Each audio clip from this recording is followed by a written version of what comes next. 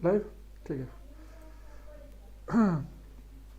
Okay, very good evening, very good afternoon all of you. Neha Kumari, Sanjay Baghel, Prabhat Raj, Chain Kumar, ठीक है, सभी को भाई नमस्कार। आ जाओ यहाँ क्लास में। कितने टाइम में शुरू होगी क्लास? शुरू हो गई भाई क्लास, ठीक है। एक बार अगर आप मुझे देख पा रहे हैं, सुन पा रहे हैं, तो एक छोटा सा कमेंट कर देंगे। विकास जी नमस्कार। अच्छा, कल आपकी क्लास नहीं हो पाई थी, शायद कल आपकी क्लास लगी थी, पर मेरी तबीयत खराब थी तो मैंने दोपहर की कोई क्लास नहीं ली थी। कल शाम को मैंने क्लास ली थी, सफलता बैच एक चलता है हमारा, उसमें क्योंकि शाम को ठीक सी हो गई थी हालत, तो हमने सोचा कि कोई छुट्टी करें। Shankar Mahato, good afternoon.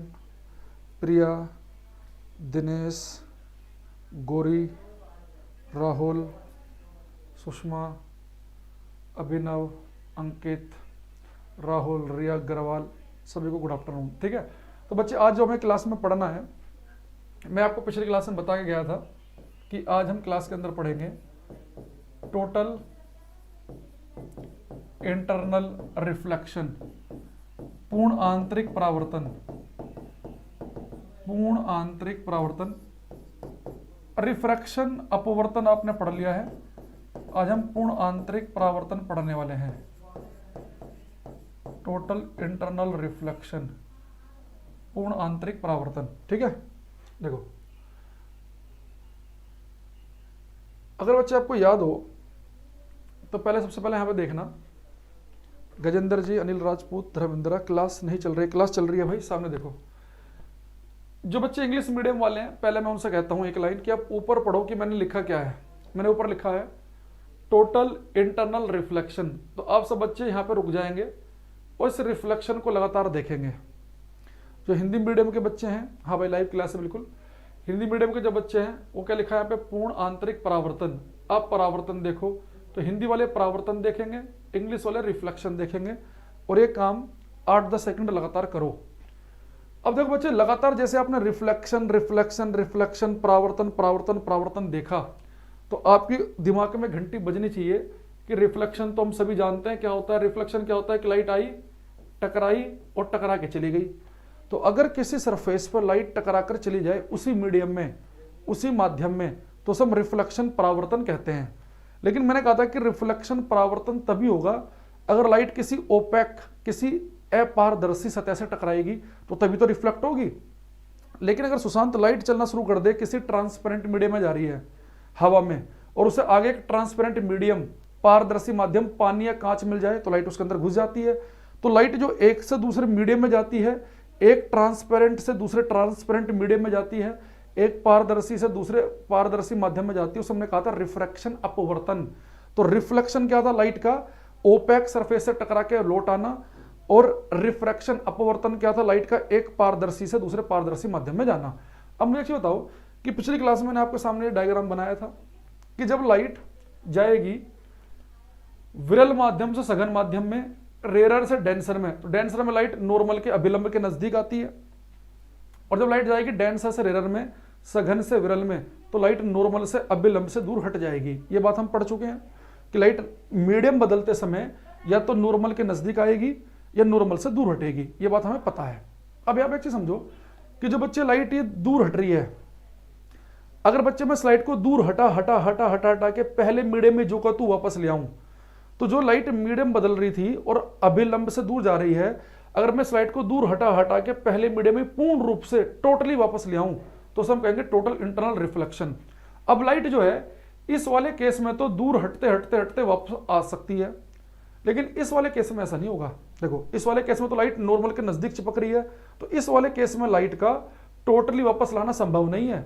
यानी अगर पेपर में आ जाए कि लाइट एक से दूसरे मीडियम में जा रही है और आप चाह रहे हैं कि लाइट टोटली रिफ्लेक्ट हो जाए, पूर्ण रूप से परावर्तित हो जाए, तो लाइट टोटली रिफ्लेक्ट, पूर्ण रूप से परावर्तित तभी हो सकती है अगर वो डेंसर से रेरर, सघन से विरल माध्यम में जा रही हो। क्यों? क्योंकि जब लाइट जाती है डेंसर से रेरर, सघन से विरल, तो दूर हटती है, तो जो लाइट दूर हट रही है उसे हटा हटा के वापस लाना इजी है, संभव है। लेकिन यहाँ पे तो लाइट बच्चे क्या कर रही है, नॉर्मल की और नजदीक जा रही है, तो यहाँ तो और अंदर को चिपक सकती है, तो वापस तो कैसे आएगी। तो एक क्वेश्चन आता है पेपर में कि लाइट को अगर टोटली वापस लेके आना है, पूर्ण रूप से परावर्तित करना है, तो ऐसा पॉसिबल कब है, तो बोलेंगे लाइट टोटली तभी रिफ्लेक्ट होगी, प्रकाश पूर्ण रूप से तभी परावर्तित होगा अगर प्रकाश सघन से विरल माध्यम में जा रहा हो, तो जब लाइट डेंसर से जाएगी रेयर में, तो उस केस में उसे वापस लाया जा सकता है। तो वापस कैसे आएगी वो अलग केस है। तो उससे पहले हम यहाँ पे एक लाइन लिखेंगे, सबसे पहले T I R possible only when light enters from denser to rarer medium, when light enters from denser to rarer medium। Hindi में लिखेंगे पूर्ण आंतरिक परावर्तन की घटना केवल तभी संभव है, पूर्ण आंतरिक परावर्तन की घटना केवल तभी संभव है जब प्रकाश सघन से विरल माध्यम में जाता है, जब प्रकाश सघन से विरल माध्यम में जाता है। TIR possible only when light enters from denser to rarer medium. पूर्ण आंतरिक परावर्तन की घटना केवल तभी संभव है जब प्रकाश सघन से विरल माध्यम में जाता है। अगर आप चाह रहे हैं कि लाइट टोटली रिफ्लेक्ट हो, पूर्ण रूप से परावर्तित हो, तो उसके लिए प्रकाश का सघन से विरल माध्यम में जाना जरूरी है। अगर लाइट ऐसा करेगी, सघन से विरल में जाएगी, तभी उसे आप टोटली वापस ला सकते हैं। लेकिन अगर क्वेश्चन बहुत ही आसान आया, केवल तभी ऐसा पूछेगा कि लाइट कहां से कहां जाए, डेंसर से रेरर, रेरर से डेंसर, कि दोनों केस में हम बोलेंगे डेंसर से रेरर। लेकिन अब पेपर में थोड़ा सा माहौल चेंज करता है कई बार वो। अब देखो क्वेश्चन कैसे आता है, मैं क्वेश्चन दूंगा, उसको आपको करना है। हिंदी वालों को बोल दूंगा, इंग्लिश वाले लिखना। क्वेश्चन है TIR यानी कि total internal reflection, TIR is possible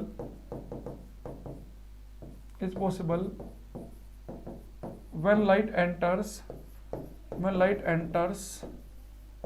from पहला ऑप्शन है when light enters from air to glass, second case है वाटर टू ग्लास, तीसरा केस है ग्लास टू डायमंड, चौथा केस है ग्लास टू वाटर। हिंदी में लिखेंगे पूर्ण आंतरिक परावर्तन की घटना संभव है, पूर्ण आंतरिक परावर्तन की घटना संभव है, पूर्ण आंतरिक परावर्तन की घटना संभव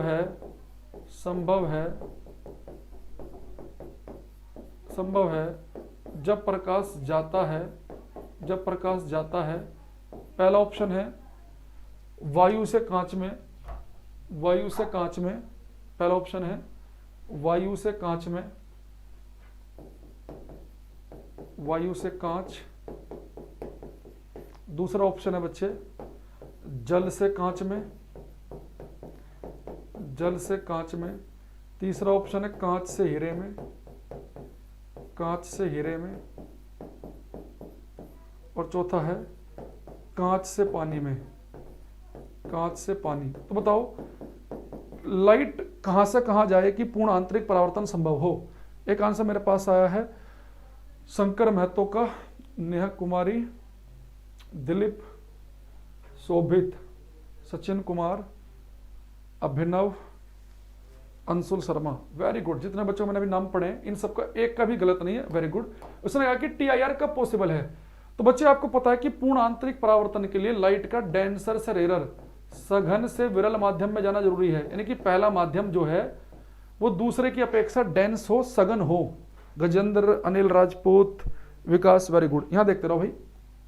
अगर मैं पहला केस देखूं तो लाइट जा रही है एयर से वाटर। तो मैंने आपको बताया था बच्चे पिछली क्लास में रेफ्रेक्टिव इंडेक्स, अपवर्तनांक। तो एयर का रेफ्रेक्टिव इंडेक्स होता है 1.0003, ग्लास का मैंने कहा था कि न्यूमेरिकल में 1.5 ले लेते हैं। हालांकि अलग अलग कांच का अलग अलग होता है, तो न्यूमेरिकल में 1.5 लेके चलते हैं जनरली। तो यहाँ पे एक चीज देखो, इस वाले केस में लाइट जा रही है एयर से वाटर, एयर से ग्लास। तो बच्चे हम देखें कि वायु से कांच में जब लाइट जाएगी तो ज्यादा सघन माध्यम कौन होगा, जिसका अपवर्तनांक रेफ्रेक्टिव इंडेक्स ज्यादा होगा। तो रेफ्रेक्टिव इंडेक्स तो इसका ज्यादा है, तो यानी कि लाइट जा रही है रेरर से डेंसर। तो इस केस में तो TIR नहीं हो सकता। वाटर का होता है 1.33, कांच का होता है 1.5। तो लाइट जा रही है फिर से विरल से सघन, रेयर से डेंसर, तो यहाँ भी नहीं होगा। कांच का है 1.5, इसका होता है 2.42, तो यहाँ भी डेंसर दूसरे वाला, यहाँ भी नहीं हो सकता। कांच का है 1.5, इसका है 1.33, तो इस बार लाइट कहाँ जा रही है, ज्यादा डेंस से कम में, यानी कि लाइट जा रही है सघन से विरल में। तो यानी कि डी ऑप्शन बिल्कुल सही बताया आप सभी ने कि पूर्ण आंतरिक परावर्तन डी केस में संभव है, क्योंकि यहाँ प्रकाश जा रहा है सघन माध्यम से विरल में, क्योंकि लाइट जा रही है कांच से पानी में, और कांच पानी की अपेक्षा ज्यादा सघन है, क्योंकि इसका रेफ्रेक्टिव इंडेक्स, इसका अपवर्तनांक ज्यादा है। गजेंद्र जी आपका बिल्कुल सही, ठीक है। तो मुझे पता चल गया कि अगर मुझे लाइट को टोटली वापस करना है, टोटली रिफ्लेक्ट कराना है, पूर्ण रूप से परावर्तित कराना है, विंटेज टाइम से क्लास में आया करो, तो लाइट का डेंस से रेरर, सघन से विरल माध्यम में जाना जरूरी है। या तो आपको ये लैंग्वेज लिखी मिलेगी पेपर में, या आपको क्वेश्चन कैसे मिल सकता है, जैसे मैंने आपके सामने बनाया इस वाले केस में, ठीक। अब मैं क्या करूंगा, ये तो मुझे पता चल गया कि कंडीशन क्या है, डेंस से रेरर। अब लाइट टोटली वापस कैसे आएगी, एक बार हम उसे भी देख लेते हैं। देखो यहां देखो, अब ये बच्चे इस वाले केस में तो TIR पॉसिबल नहीं है, तो मैं इसमें अपना टाइम खराब नहीं करके इसे तो मैं हटा दूंगा। अब इसका हम पोस्टमार्टम करेंगे ढंग से। अच्छा, आई को हम क्या बोलते हैं बच्चे, मैंने बोला था कि आई को हम कहते हैं एंगल ऑफ इंसिडेंस। ये मुझे देखकर अच्छा लग रहा है कि आप सभी पढ़ के आते हैं क्लास में, जो भी लाइव है इस समय, और बहुत सुंदर आंसर आप सभी ने दिए। आपतन कोण, आर को मैंने बताया था आपको एंगल ऑफ रिफ्रैक्शन,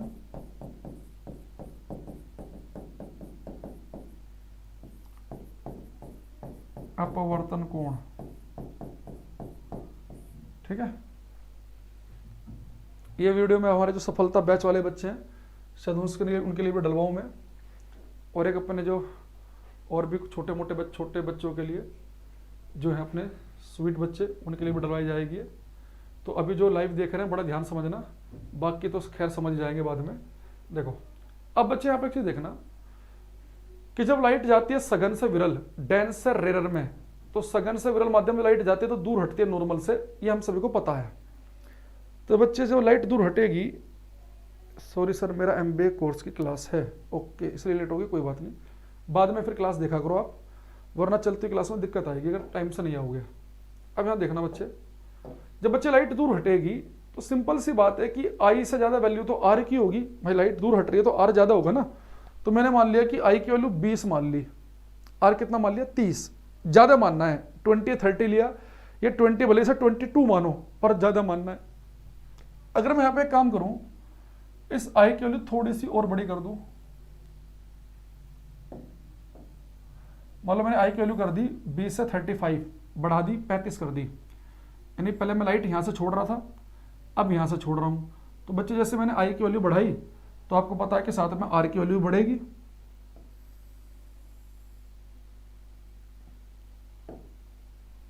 ठीक है, तो मान लो पहले वैल्यू थी वो कितनी थी बच्चे, 20 से मैंने 35 कर दी, आई की वैल्यू बढ़ा दी, तो साथ में आर की वैल्यू भी इंक्रीज कर जाएगी। अच्छा, अगर मैं थोड़ी सी आई की वैल्यू बच्चे और बढ़ा दूं, थोड़ी सी आई की वैल्यू मैं और बढ़ा लूं,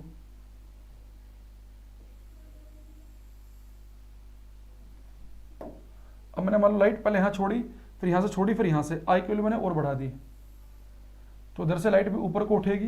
अब मान लो लाइट उठ के आ गई यहां पे,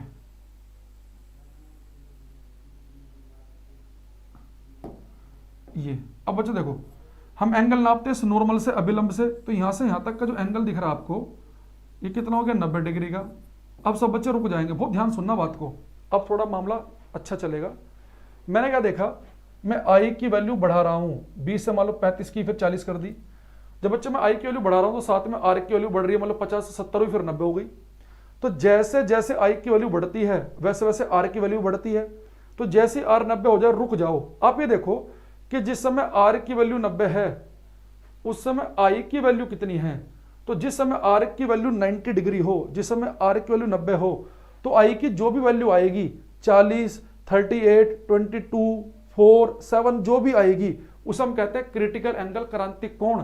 तो पेपर में क्वेश्चन कहता है कि आप आई को यानी कि एंगल ऑफ इंसिडेंस को यानी कि आपतन कोण को क्रिटिकल एंगल कब कहते हो। तो बच्चा आप इस आई को क्रिटिकल एंगल कब कहते हैं? तो मैं आई को क्रिटिकल एंगल कब कहूंगा? ऑप्शन होंगे जब आर 0 हो, 30 हो, 60 हो, 90 हो। अब बोलेंगे 90, यानी जिस समय अपवर्तन कोण एंगल ऑफ रिफ्रैक्शन 90 डिग्री है, जिस समय आर की वैल्यू 90 डिग्री है, उस समय मैं आई को क्रिटिकल एंगल क्रांतिक कोण कहूंगा। तो यहां पे एक डेफिनेशन लिखेंगे, ज्यादा क्लियरिटी आएगी। लिखेंगे when angle of refraction bracket में लिखेंगे small r is 90 degree, when angle of refraction is 90 degree, then angle of incidence bracket में लिखेंगे small i, then angle of incidence is called critical angle, then angle of incidence is called critical angle। तो critical angle का symbol होता है IC, then angle of incidence is called critical angle। तो critical angle का symbol क्या होता है हमारे पास? IC। ठीक है, तो दोबारा सुनना शॉर्टकट में। अगर मैं आपसे कहूं कि भाई जिस समय R की वैल्यू 90 होगी तब I को क्या कहेंगे? Critical angle. यानी कि I को IC कब कहूंगा? I को क्रिटिकल एंगल कब कहूंगा? जब R कितना होगा? 90 डिग्री। ठीक है, तो पेपर में अगर क्वेश्चन आ जाए कि आपतन कोण क्रांतिक कोण कब कहलाता है, तो ऑप्शन होगा जब अपवर्तन कोण 90 हो। Angle of incidence critical angle कब कहलाता है? जब एंगल ऑफ रिफ्रैक्शन 90 डिग्री हो। आई होप कि ये बात आपको यहां तक की आ रही होगी समझ में। अब एक लास्ट लाइन के साथ इस रंगारंग कार्यक्रम को हम करेंगे समाप्त। देखो यहां देखना बड़ा ध्यान से। अगर बच्चे में इस क्रिटिकल एंगल से भी एंगल थोड़ा सा ज्यादा कर दूं, मान लो मैंने ले लिए ऐसे, चलो एक बार इसे मिटाई देते हैं, ये जो लिख रहा है यहाँ पे।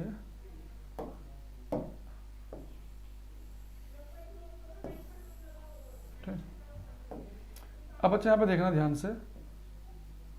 अगर ये क्रिटिकल एंगल था अपना, ये क्रिटिकल एंगल है। अगर मैं लाइट को क्रिटिकल एंगल से भी बड़े एंगल पे छोड़ दूं तो लाइट पता क्या करेगी बच्चे? यहाँ पे थी, उठकर इसी मीडियम में आ जाएगी वापस। तो लाइट उठकर इसी मीडियम में वापस आ जाएगी। तो यानी कि अगर एंगल क्रिटिकल एंगल से भी ज्यादा हो जाए तो लाइट उसी मीडियम में आ जाती है वापस, और लाइट का टोटली उसी मीडियम में वापस आना क्या कहलाएगा? लाइट का टोटली उसी मीडियम में वापस आना कहलाएगा पूर्ण आंतरिक परावर्तन, टोटल इंटरनल रिफ्लेक्शन। तो पेपर में क्वेश्चन कहता है कि पूर्ण आंतरिक परावर्तन यानी कि लाइट टोटली पूर्ण रूप से वापस कब आएगी? हम बोलेंगे जब एंगल क्रिटिकल एंगल से भी ज्यादा हो, जब कोण क्रांतिक कोण से भी ज्यादा हो। यानी लाइट अगर क्रिटिकल एंगल से भी बड़े एंगल पर टकरा जाए तो लाइट क्या करेगी? सरफेस पर टकरा के टोटली वापस आ जाएगी, थोड़ा सा भी उस पर नहीं जाएगी। तो यहां पे लिखेंगे हम, यहां पे लिखेंगे when angle of incidence is greater than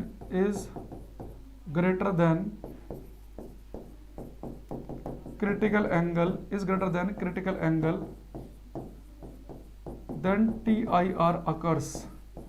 Hindi में लिखेंगे जब आपतन कोण का मान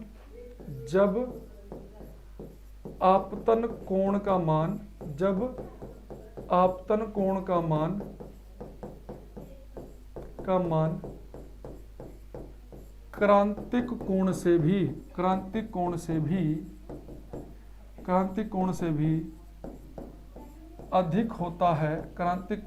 अधिक होता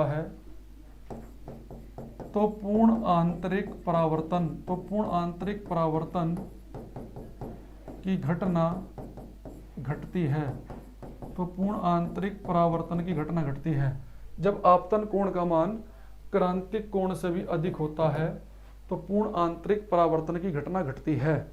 अब देखो मैंने आपको यहाँ पे 3 बातें बताई जो आपको ध्यान रखनी है। सबसे पहले अगर आपको पूर्ण आंतरिक परावर्तन टोटल इंटरनल रिफ्लेक्शन कराना है तो कंडीशन यह है कि लाइट डेंसर से रेयर मीडियम में जाए, सघन से विरल माध्यम में जाए। दूसरा कि अगर आर की वैल्यू 90 डिग्री हो तो उस समय आई को क्रिटिकल एंगल कहते हैं।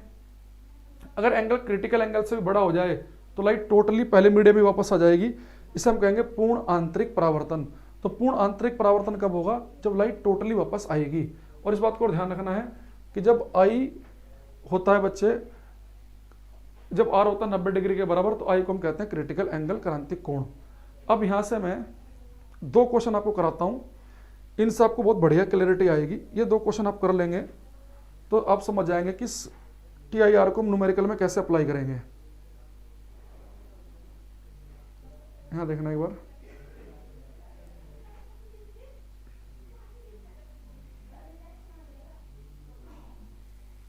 अरे यहाँ तक की बात समझ में, एक बार कमेंट कर दो तब मैं आगे बढ़ता हूँ अभी।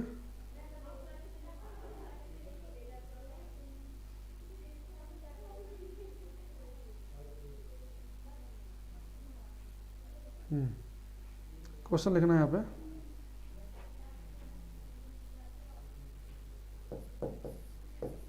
ए ray of light is driven from the glass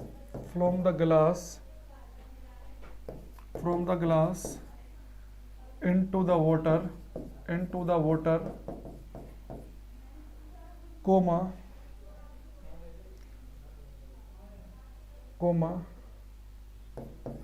the value of critical angle will be। Question देखो क्या बच्चे, इसने कहा प्रकाश की एक किरण, ऑप्शन में दूंगा भी आपको, पहले हिंदी में लिखेंगे, प्रकाश की एक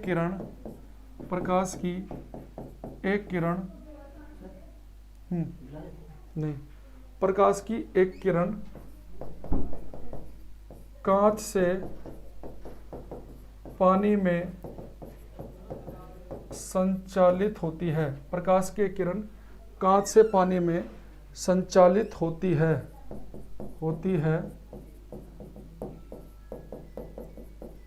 क्रांतिक कोण का मान क्या होगा? देखो प्रकाश की किरण कह रहा है कि कांच से पानी में जा रही है, तो क्रांतिक कोण का मान बताइए। पहला ऑप्शन है sine inverse 1/2, sine inverse √8/9, sine inverse 9/8, sine inverse 8/9। 4 option आपके पास में है। क्वेश्चन देखो ध्यान सुनना, उसने कहा कि प्रकाश की किरण जा रही है कांच से पानी में, तो क्रिटिकल एंगल का मान क्या होगा ये आपको बताना है। कोई बच्चा कर सकता है तो बहुत बढ़िया बात है, नहीं तो फिर इसे कराया जाएगा भी। अगर किसी को आता है तो बिल्कुल ट्राई करे, थोड़ा बहुत अगर आइडिया है किसी को।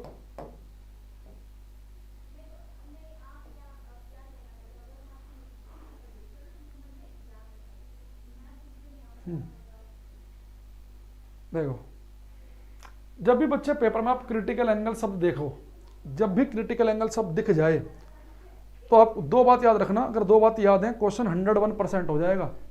क्या याद रखना है? पहली बात, जब भी वो क्रिटिकल एंगल कहे, आप डेफिनेशन याद करेंगे। क्रिटिकल एंगल की डेफिनेशन क्या थी? मैंने बोला था कि हम आई को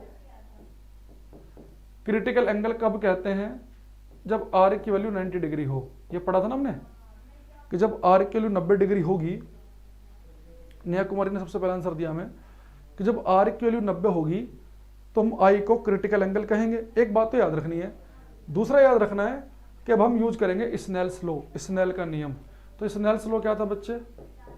sign i upon sine r is equal to N2 upon N1। देखो लाइट जा रही है बच्चे कहां से लाइट जा रही है कांच से पानी में, तो पहले मीडियम का अपवर्तनांक N1 होता है, दूसरे मीडियम का रेफ्रैक्टिव इंडेक्स अपवर्तनांक होता है N2। तो लाइट जा रही है कांच से पानी में, तो पानी का अपवर्तनांक रेफ्रैक्टिव इंडेक्स N2 और जहां चल रही है उसका N1। तो आप सभी को पता है कि हम आई को IC कब कहते हैं बच्चे? जब आर की वैल्यू कितनी होती है? 90 डिग्री। N2 दूसरा माध्यम क्या? पानी का रेफ्रैक्टिव इंडेक्स मैंने लिखवाया था 4/3 होता है आपको। N1 है पहला मीडियम, कांच का कितना लिखवाया था? 1.5 यानी कि 3/2, ये 2 ऊपर चला गया। अब मैं अगर आप बड़े ध्यान से समझें बात को, अब आंसर आने लगे सुशांत शंकर महतो, शायद आपको गलत है शंकर महतो, यहाँ देखना। अब अगर बच्चे अपने पास में साइन आई सी, साइन 90 के लिए तो 1 होती है, ये कितना आ गया 8/9, तो आई सी कितना हो गया साइन इनवर्स 8/9, तो ये हमारा आंसर है साइन इनवर्स 8/9। नहीं सही था आपका शंकर महतो 8/9, नहीं गलत था, आपने 9/8 लिखा, तो आंसर होगा इसका डी ऑप्शन। सुशांत कुमार आपको तो वहाँ गलत है भाई। अभी तो मैंने बताया क्रिटिकल एंगल की आप थ्योरी तो सबको पता है, आपको ये नहीं पता कि न्यूमेरिकल में कैसे अप्लाई करें। भाई मैंने कहा आपसे कि हम आई को क्रिटिकल एंगल कब कहते हैं, जब आर की वैल्यू 90 डिग्री हो। अब स्नेल्स लॉ लगा दो, स्नेल्स लॉ तो पता ही है आपको, sine i upon sine r is equal to N2 upon N1। N2 है दूसरा मीडियम, तो दूसरा मीडियम क्या होगा, जहाँ लाइट घुसेगी, तो लाइट जा रही है कांच से पानी में, तो पहला मीडियम तो कांच हो गया, दूसरा हो गया पानी, तो पानी का रिफ्रैक्टिव इंडेक्स होता है 4/3। भाई पानी का होता है ना 4/3, जिसे सोल्व करके 1.33 आता है, कांच का होता है 1.5 यानी कि 3/2, तो पानी इसका लिख दिया, तो आंसर आ गया साइन इनवर्स 8/9। गजेंद्र कुमार का भी एक सही है, एक प्रीति का सही है, एक अर्पित का सही है। कुछ बच्चों कमेंट और पढ़ रहे थे, उनका पहला कमेंट चले गए हैं। अमन, राजीव, दिनेश, शोभित, गौरी, अंकित, शुभम, नितिन, आशीष, इन सब बच्चों का ठीक है, बाकी जिनका मैंने नाम नहीं लिया उन सबका गलत है। ठीक है, तो ये हो गया हमारा क्वेश्चन ऐसे। अब मैं एक क्वेश्चन इसमें से और करना चाहूँगा, ठीक है, ये मेरे पीडीएफ में भी है, जिस क्लास में पीडीएफ कराता हूँ उसके अंदर कराए भी जाते हैं। तो एक बार एक क्वेश्चन हम और देख लेते हैं। क्वेश्चन है if the critical angle for total internal reflection, if the critical angle for total internal reflection in vacuum is 30 degree, then the velocity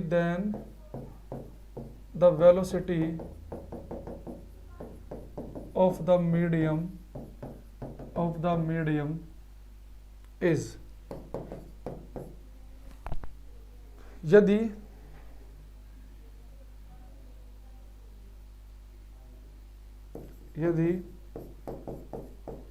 किसी माध्यम से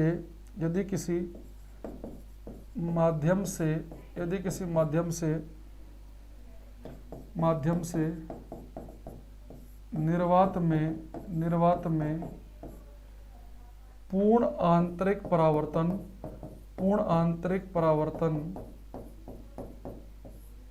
यदि किसी माध्यम से निर्वात में पूर्ण आंतरिक परावर्तन के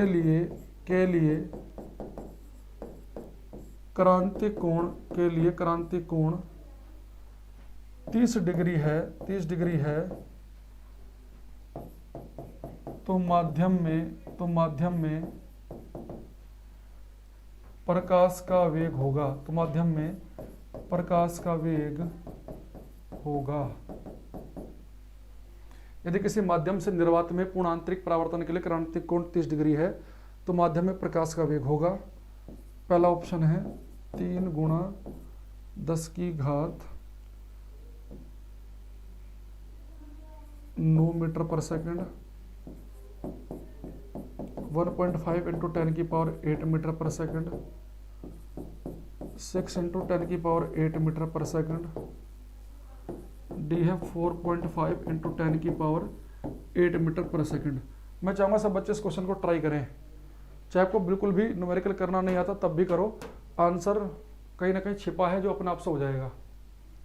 क्वेश्चन करो सभी। यदि किसी माध्यम से निर्वात में पूर्ण आंतरिक परावर्तन के लिए क्रांतिक कोण 30 डिग्री है, तो माध्यम में प्रकाश का वेग होगा, ये आपको बताना है।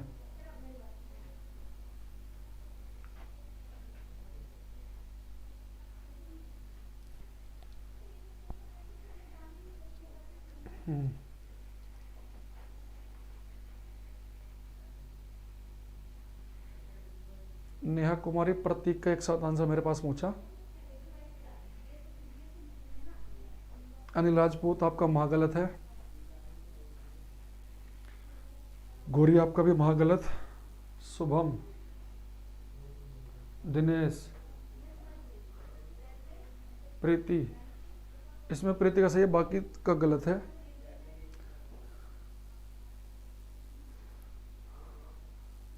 और रोहित शर्मा आपका बिल्कुल ठीक। देखो भाई पहली चीज बताओ, अगर मुझे क्वेश्चन बिल्कुल समझ में नहीं आ रहा तब ये क्वेश्चन ऑप्शन से हो जाएगा। उसने कहा कि लाइट जो है बच्चों, उसने कहा कि क्रिटिकल एंगल जो है वो है 30 डिग्री का, तो वेलोसिटी बतानी है मीडियम की, यानी कि किसी मीडियम से लाइट जा रही है वैक्यूम में, कह रहा ना वैक्यूम में 30 डिग्री, तो किसी माध्यम से लाइट जा रही है वैक्यूम में, ठीक। क्रिटिकल एंगल है 30 डिग्री। शंकर मातो जी बहुत गलत कर रहे हो आप आंसर। यहाँ देखो बच्चे, आपको चीज पता है कि लाइट की स्पीड वैक्यूम में होती है, लाइट की स्पीड वैक्यूम में होती है 3 गुणा 10 की पावर 8 मीटर पर सेकंड। ये प्रकाश की चाल है निर्वात में, वैक्यूम में। और लाइट की स्पीड जो है ना वैक्यूम में, ये मैक्सिमम पॉसिबल स्पीड है, इससे ज्यादा स्पीड कभी हो ही नहीं सकती। रिया अग्रवाल गलत कर रहे हो आप बिल्कुल। विकास का ठीक है। अनिल राजपूत, सुशांत कुमार का बिल्कुल गलत। देखो भाई लाइट की स्पीड वैक्यूम में है 3 × 10 की पावर 8। लाइट की स्पीड जो वैक्यूम में ना 3 × 10 की पावर 8, इससे ज्यादा स्पीड पॉसिबल ही नहीं है इस यूनिवर्स में, इस ब्रह्मांड में। अगर सबसे ज्यादा कोई स्पीड है तो वो लाइट की स्पीड है वैक्यूम में 3 × 10 की पावर 8। नहीं, लाइट अगर वैक्यूम में चलती है सबसे तेज 3 गुणा 10 की पावर 8, लाइट किसी भी मीडियम में चलेगी तो उसकी स्पीड कम हो जाएगी। तो 3 × 10 की पावर 9 तो 3 × 10 की पावर 8 से बड़ा, ये तो आंसर हो ही नहीं सकता। ये भी 3 × 10 की पावर 8 से बड़ा, ये भी आंसर नहीं हो सकता। 4.5 × 10 की पावर 8, ये भी 3 × 10 की पावर 8 से बड़ा, ये भी नहीं हो सकता। आंसर तो केवल बी है। अब इस क्वेश्चन को करते हैं एक बार, कैसे देखो भाई। उसने कहा क्रिटिकल एंगल है 30 डिग्री का, तो मैंने आपको एक चीज बताई थी कि जब भी क्रिटिकल एंगल आप देखो तो आप डेफिनेशन यूज करेंगे कि हम आई को क्रिटिकल एंगल कब कहते हैं, जब आर की वैल्यू हो 90 डिग्री। ये मैंने कहा था कि आपको यूज करना है। क्रिटिकल एंगल दे रखा है 30 डिग्री का, और लाइट जा रही है बच्चे किसी मीडियम से, किसी माध्यम से वैक्यूम में। तो पहले माध्यम में लाइट की स्पीड को मैंने v1 मान लिया, दूसरे माध्यम में मान लिया v2। फिर मैंने आपसे कहा था कि जैसे ही आप ये डेफिनेशन लिखेंगे कि हम आई को क्रिटिकल एंगल कब कहते हैं, जब आर 90 है, फिर आप यूज करेंगे स्नेल्स लॉ, स्नेल का नियम। स्नेल्स लॉ क्या होता है, sine i upon sine r is equal to n2 upon n1। तो भाई अब मुझे एक बताओ, मुझे बताना है कि लाइट जिस मीडियम से चलना शुरू कर रही है उस मीडियम में लाइट की स्पीड बतानी है। तो मैं स्नेल्स के नियम को स्पीड के टर्म में लिखना शुरू करूंगा। देखो मैंने आपको रेफ्रेक्टिव इंडेक्स का एक फॉर्मूला बताया था कि रेफ्रेक्टिव इंडेक्स क्या होता है, c/v। रेफ्रेक्टिव इंडेक्स मैंने क्या बताया था, क्या होता है, लाइट की स्पीड वैक्यूम में अपॉन लाइट की स्पीड मीडियम में। यानी कि रेफ्रेक्टिव इंडेक्स और v ऊपर नीचे है। भाई लाइट की स्पीड वैक्यूम में कांस्टेंट है 3 × 10 की पावर 8, ये तो फिक्स है। अभी n और v ऊपर नीचे, ये इनवर्सली प्रोपोर्शनल है। यानी कि अगर आपने ऊपर लिखा बच्चे n2, तो यानी कि v2 आएगा नीचे, n1 नीचे लिखा तो यानी कि v1 आएगा ऊपर। यानी कि मेरा जो स्नेल्स लॉ बनेगा स्पीड की टर्म में, वो क्या बनेगा, sine i upon sine r is equal to v1 upon v2। v1 का मतलब है पहले मीडियम में स्पीड, और v2 का मतलब है दूसरे मीडियम में स्पीड। अब यहां देखो डेफिनेशन यूज कर लेते हैं। हम i को ic कब कहते हैं, जब r की वैल्यू कितनी हो 90 डिग्री, मीडियम में स्पीड कितनी है मुझे निकालना है, दूसरा मीडियम में वैक्यूम, और वैक्यूम में लाइट की स्पीड पता ही आपको 3 × 10 की पावर 8 होती है। साइन 90 की वैल्यू कितनी होती है 1। अच्छा, उसने क्रिटिकल एंगल कितना दे रखा आपको, 30 डिग्री का। क्रिटिकल एंगल दे रखा 30 डिग्री, तो साइन 30 किसके बराबर हो गया, v1 अपॉन 3 × 10 की पावर 8 मीटर पर सेकंड। साइन 30 की वैल्यू होती है 1/2। जब आप सोल्व करेंगे तो v1 की वैल्यू आ जाएगी, 2 से 3 को काटेंगे 1.5 × 10 की पावर 8 मीटर पर सेकंड। ये इसका आंसर आ जाएगा। पहले चीज समझो ना आप कि आपने स्नेल्स लॉ को लिखना है स्पीड के टर्म में, क्योंकि आपको मीडियम में स्पीड निकालनी है। वैक्यूम में स्पीड कितनी है वो तो आपको पता ही है। तो वैक्यूम में स्पीड है 3 × 10 की पावर 8, मीडियम में आपको स्पीड निकालनी है। साइन 90 की वैल्यू होती है 1, और क्रिटिकल एंगल दे रखा आपको 30 डिग्री। पुट करके आंसर आ गया। यानी कि स्नेल्स लॉ को आप रेफ्रेक्टिव इंडेक्स के टर्म में भी लिख सकते हैं, अगर स्पीड की आवश्यकता हो तो स्पीड के टर्म में भी लिख सकते हैं। तो sine i upon sine r is equal to n2 upon n1 is equal to v1 upon v2। तो स्पीड कब पूछेगा तो स्पीड में तो सीधा सीधा आएगा V1/V2, लेकिन जब रेफ्रेक्टिव इंडेक्स की जरूरत पड़ेगी तो आएगा N2/N1। यहाँ 1 का मतलब है पहला मीडियम, 2 का मतलब है दूसरा मीडियम। तो मैं उम्मीद कर रहा हूँ कि ये बात आपको समझ में आ गई होगी। ठीक है, तो IC 30 डिग्री ये दे रखा है। ये मुझे बताओ कि समझ में आया कि नहीं आया आप सभी को। ठीक है, तो इस स्नेल्स लॉ में इससे बाहर का आपको नहीं पढ़ना है अपने लेवल पे। सॉरी, स्नेल्स लॉ कह रहा हूँ, इसका टोटल इंटरनल रिफ्लेक्शन। तो हमने क्या क्या पढ़ा, मैं रिवाइज करा देता हूँ जो बच्चे शुरू से क्लास देख रहे हैं, कि लाइट को अगर टोटली रिफ्लेक्ट कराना है, लाइट को पूर्ण रूप से वापस लेके आना है, तो एक तो बच्चा लाइट जानी चाहिए डेंसर से रेयर, सघन माध्यम से विरल माध्यम में। ये इस क्वेश्चन की लैंग्वेज कैसे बना सकता है, इस तरीके से कि TIR कब होगा, इन चारों केसों में पूछ रहा है। तो केवल फोर्थ केस ऐसा है जहाँ लाइट जा रही है डेंसर से रेयर, ग्लास से वाटर में। फिर मैंने आपसे बोला क्या कि भाई कि आप यहाँ पे एक चीज देखो कि जैसा जैसा आप I की वैल्यू बढ़ाएंगे R की वैल्यू भी बढ़ेगी। तो जिस समय R की वैल्यू 90 डिग्री हो जाए, 90 डिग्री हो जाए R की वैल्यू, तो उस समय हम I को क्रिटिकल एंगल कहेंगे। अगर एंगल क्रिटिकल एंगल से भी ज़्यादा हो जाए तो लाइट टोटली आ जाएगी वापस। ये बातें हमने लिखी। फिर हमने इससे 2 न्यूमेरिकल कर लिए। किसी को डाउट हो तो मुझे बताओ, फिर मैं आपको जो पूर्ण आंतरिक परावर्तन है कि लाइट जो टोटली वापस आती है, इसके कुछ एग्जाम्पल लिखाऊंगा कि TIR की जो घटना घटती है कि जो लाइट पूर्ण रूप से वापस आती है, तो कौन कौन से एग्जाम्पल पे काम करेगा ये। ठीक है,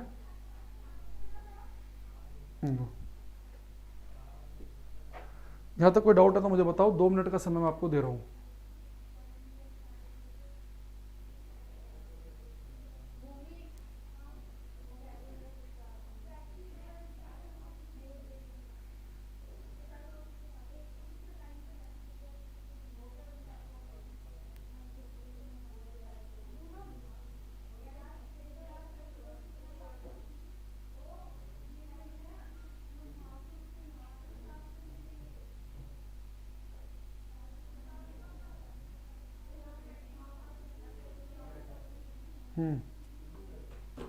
बात समझ में? No doubt, no doubt, okay, very good, no sir. ठीक है, देखो अब बच्चे हम लिखेंगे examples of total internal reflection. Examples of total internal reflection, पूर्ण आंतरिक परावर्तन के उदाहरण। देखो जैसे बच्चे हमने पिछली क्लास में रिफ्रैक्शन अपवर्तन के एग्जाम्पल देखे थे। हमने रिफ्रैक्शन के एग्जाम्पल बताया था ना मैंने आपको कि रिफ्रैक्शन की घटना की वजह से क्या क्या होता है, तारे टिमटिमाते हैं, ट्विंकलिंग ऑफ स्टार्स। रिफ्रैक्शन की वजह से पानी की बाल्टी कम गहरी दिखती है, या तालाब कम गहरा दिखता है, पौंड कम गहरे दिखते हैं, या कि पानी से भरी बकेट में अगर कोई पेंसिल है, कोई छड़ है, कोई रोड है, वो मुड़ी हुई दिखती है, बेंड दिखती है। सन जो है अपने उगने से पहले दिखता है, छिपने के बाद तक दिखता है, या सन जहाँ पर है उससे थोड़ा सा ऊंचा दिखता है। पानी से भरी बकेट में कोई कोइन सिक्का उठा हुआ दिखता है। ये सब एग्जाम्पल हमने पढ़े थे, रिफ्रैक्शन के एग्जाम्पल होते हैं। लेकिन TIR जो है पूर्ण आंतरिक परावर्तन, कौन कौन से केस ऐसे हैं जो पूर्ण आंतरिक परावर्तन पर काम करते हैं, एक बार हम उन्हें देखते हैं। इसमें सबसे पहले हम लिखेंगे most important, shining of diamonds. Shining of diamonds, hero का चमकना। जो बच्चे हीरे चमकते हैं ना, वो टोटल इंटरनल रिफ्लेक्शन की घटना पे काम करते हैं। देखो जैसे अपने पास ये डायमंड है,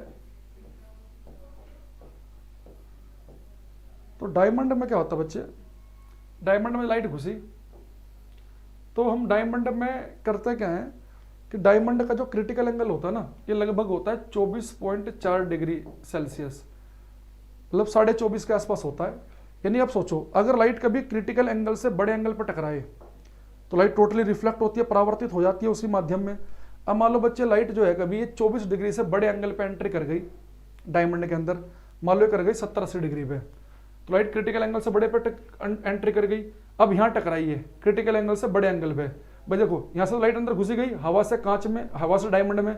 लेकिन जब लाइट को डायमंड से एयर में निकलना है, तो डायमंड तो है डेंसर मीडियम सघन माध्यम, और एयर क्या है रेयर विरल माध्यम। तो लाइट जा रही है डेंसर से रेरर, सघन से विरल माध्यम।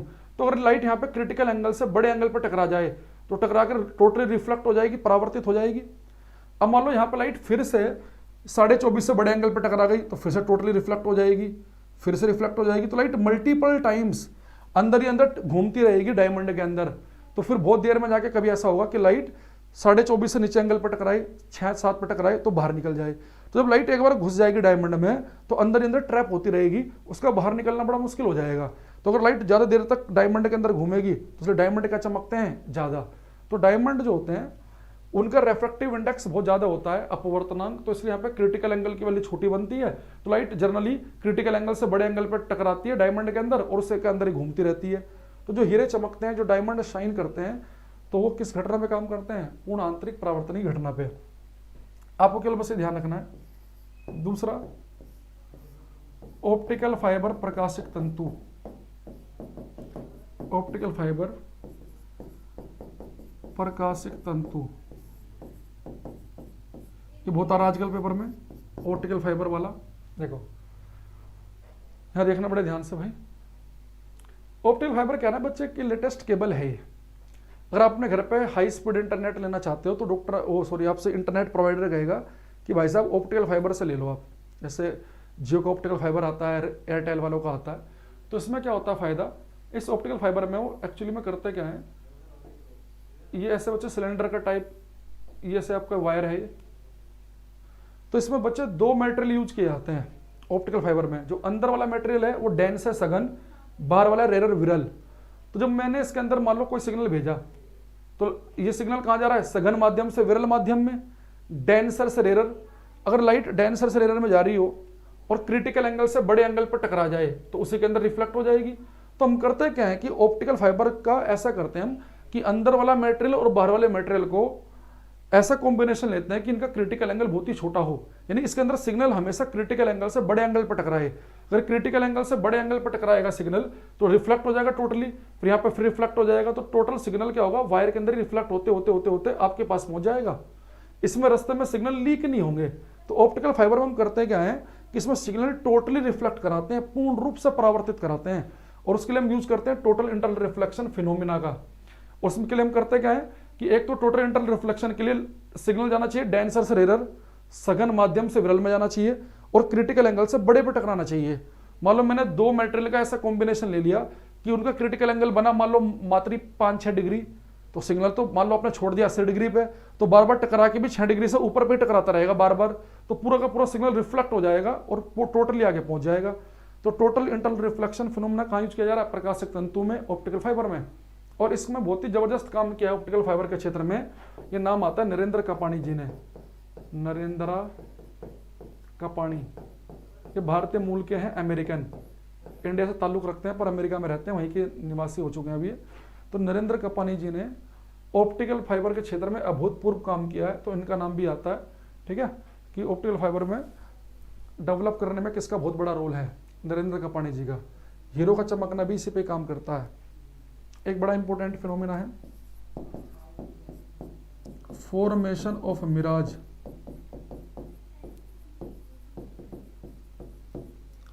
मृग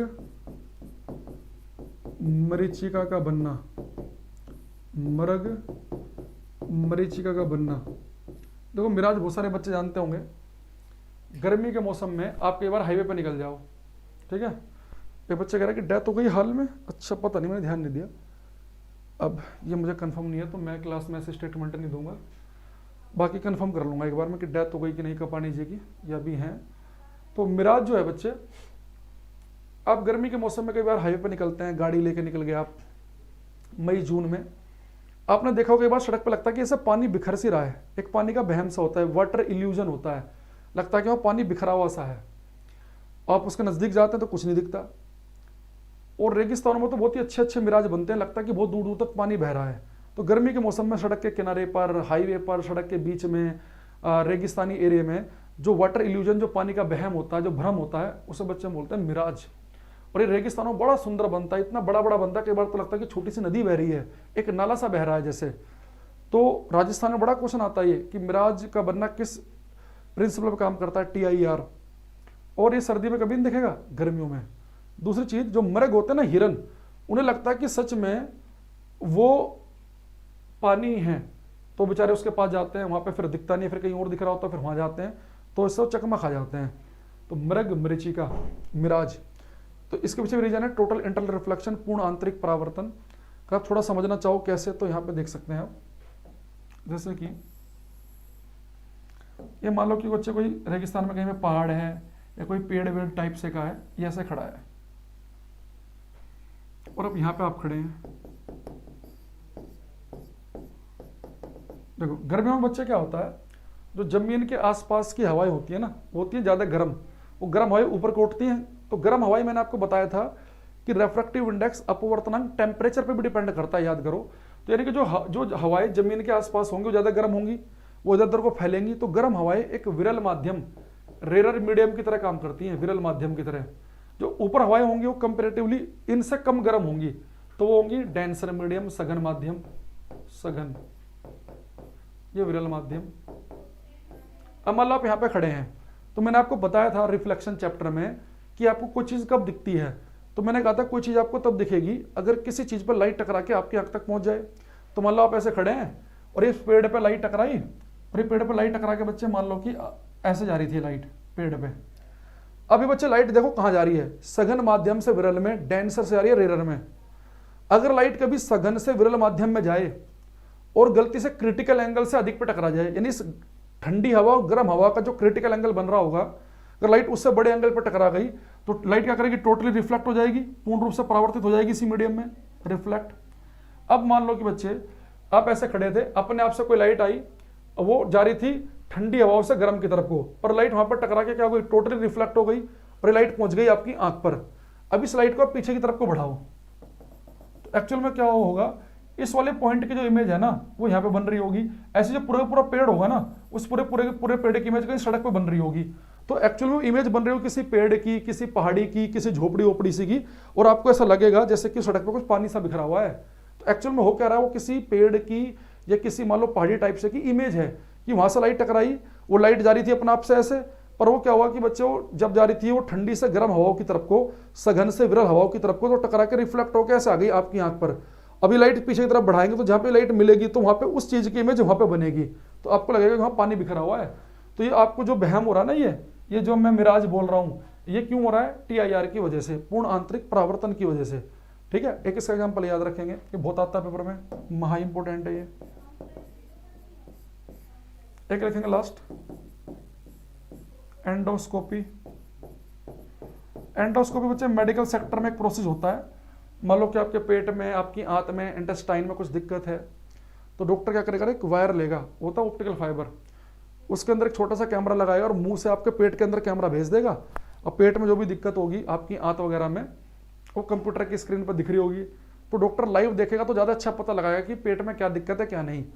तो इस एंडोस्कोपी प्रोसेस बोलते हैं। तो इस एंडोस्कोपी प्रोसेस में जो उसने वायर यूज किया, ऑप्टिकल फाइबर है। ऑप्टिकल फाइबर किस पे काम करता है, TIR पे। तो एंडोस्कोपी प्रोसेस भी किस पे काम करेगी, TIR पे। तो TIR पूर्ण आंतरिक परावर्तन के एग्जाम्पल याद रखेंगे, जैसे कि हीरो का चमकना,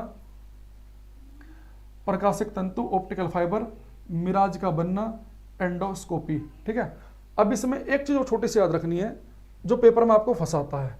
देखो पेपर मान लो कभी आ गया मिराज, खासतौर से मिराज वाले में ऐसा करता है वो, और आपको एक ऑप्शन लिखा मिल गया कि मिराज का बनना किस पे काम करता है। एक ऑप्शन लिखा मिल गया आपको TIR पूर्ण आंतरिक परावर्तन और रिफ्रैक्शन दोनों। तो हमारा बेस्ट आंसर होगा पूर्ण आंतरिक परावर्तन और अपवर्तन दोनों। क्यों, देखो आप एक चीज देखो, जब मैंने आपको TIR समझाया था, पूर्ण आंतरिक परावर्तन बच्चे मैंने आपको समझाया था, तो मैंने शुरुआत तो किससे की थी, रिफ्रैक्शन से तो की थी, कि जो लाइट मीडियम बदलती है उसे हम रिफ्रैक्शन कहते हैं। तो पूर्ण आंतरिक परावर्तन के साथ में अगर रिफ्रैक्शन भी लिखा मिल जाए तो ये आपका ज्यादा बेस्ट आंसर है। अगर ये दोनों एक साथ लिखे नहीं मिले, अलग अलग ऑप्शन मिले तो फिर आप TIR को प्रायोरिटी दोगे। अगर TIR कहीं ऑप्शन में है ही नहीं तो फिर आप टिक लगाओगे रिफ्रैक्शन अपवर्तन पे। तो मिराज वाले केस में ध्यान रखना, अगर ये दोनों अलग अलग ऑप्शन में है तो ये बेस्ट आंसर है, ये अलग ऑप्शन में ये अलग, और किसी ऑप्शन में लिखा हो कि दोनों, तो बेस्ट आंसर है दोनों। अगर ये दोनों एक साथ नहीं लिखे हुए फिर इस पर टिक लगाएंगे, अगर ये नहीं है तो फिर इस पर लगाएंगे। तो थोड़ा सा कई बार वो पेपर में गलती करा देता है ऑप्शन के अंदर, तो ध्यान रखना कि आप एकदम से जल्दीबाजी में TIR पर टिक ना लगा दो। TIR पर टिक लगाने से पहले देख लेना कि TIR तो इस वाले ऑप्शन में भी है, इसमें भी है, तो इसके साथ में रिफ्रैक्शन लिखा है तो बेस्ट आंसर ये होगा हमारा पूर्ण आंतरिक परावर्तन प्लस अपवर्तन। ठीक है, तो इस बात को आपको ध्यान रखना है। तो ये टोटल इंटरनल रिफ्लेक्शन तक हमने खत्म कर लिया है। तो हम क्या पढ़ चुके हैं इस क्लास में? Reflection, refraction and TIR। ठीक है, तो रिफ्रैक्शन होता है लाइट का मीडियम बदलना, और मैंने आपको कुछ बातें बताई थी, शायद आपको याद होंगी, कि जब लाइट अपना मीडियम बदलती है तो उसकी फ्रीक्वेंसी, उसकी आवृत्ति नहीं बदलती। ये क्वेश्चन इस बार आया था BPSC में, बिहार के पब्लिक सर्विस कमीशन के पेपर में भी, कि लाइट के मीडियम बदलते समय उसकी कौन सी प्रॉपर्टी नहीं बदलती। दूसरा, लाइट मीडियम चेंज करती है, इस घटना को हम रिफ्रैक्शन कहते हैं। लाइट किसी ओपेक, अपारदर्शी सतह पर टकरा के वापस आती है, उसे हम रिफ्लेक्शन कहते हैं। और लाइट जब डेंसर से रेयर मीडियम में जाती है, सघन से विरल माध्यम में जाती है, और क्रिटिकल एंगल से अगर अधिक एंगल पर टकरा जाए तो टोटली उसी मीडियम में वापस आ जाती है, उसे हम कहते हैं TIR, टोटल इंटरनल रिफ्लेक्शन। इसकी कुछ कंडीशंस हैं जो मैंने आपको लिखवा दी हैं। ठीक है, तो आज मैं क्या करूंगा, इसे यहीं तक रखूंगा, क्योंकि ये क्लास मुझे एक्चुअल में 1-2 बैच में और डलवानी है। ठीक है, तो अगली क्लास में हम इसे खत्म करेंगे, चैप्टर को पढ़ेंगे। तो रेनबो, इंद्रधनुष, रेनबो से क्वेश्चन आया भी CDS में, देखो हम क्लास में करेंगे, क्लास नोट्स में आपको दिखेगा जुकातु, वो भी करेंगे। एक हम पढ़ेंगे स्कैटरिंग, परकिरणन, फिर उसके बाद में एक क्लास शायद और लेनी पड़ेगी, फिर उसमें इंटरफ्रेंस, डिफ्रैक्शन, व्यतिकरण, विवर्तन और लाइट का वेव नेचर, पार्टिकल नेचर, इस तरह की कुछ बातें होंगी। 2 क्लास और लेके हम इस ऑप्टिक्स वाले चैप्टर को समाप्त करने वाले हैं। ठीक है, तो चलो आज के लिए इतने रखते हैं। Thank you, bye bye, take care everybody.